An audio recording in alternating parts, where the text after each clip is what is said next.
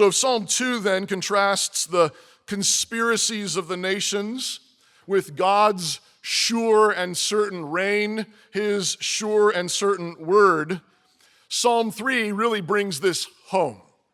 So Psalm 2 sort of big, universal, political, national, the raging of the nations, God's sovereign king, the misery and angst of the nations contrasted with the happiness of those who trust in him. The obvious question that comes back that we have touched on a little bit is, well, it doesn't always feel like that. It doesn't always seem like that in my home or in my hometown. It doesn't always feel like that. What about when those conspiracies, what about when that raging, what about when that angst comes home? What about when that's in your house? What about when that's in your heart? What about when you've done something to cause it? What about when it's your fault? What about when you raged? What about when you were angsty, when you were angry, when you were bitter? What about when you grasped and for a moment, in your own way, conspired against the Lord? Right? That's what your sin is. Every time you sin, you conspired against the Lord and against his anointed. You lied. I have to lie. I've got to cover this up. I have to lust. I have to give into this.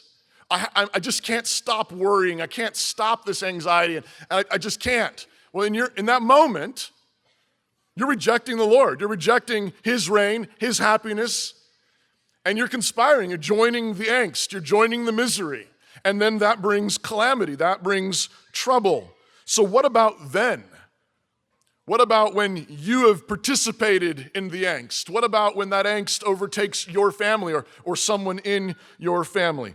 This psalm proclaims that fundamental antithesis is still true. It's still true. There's the misery of those who reject God, and there's the happiness of those who seek him.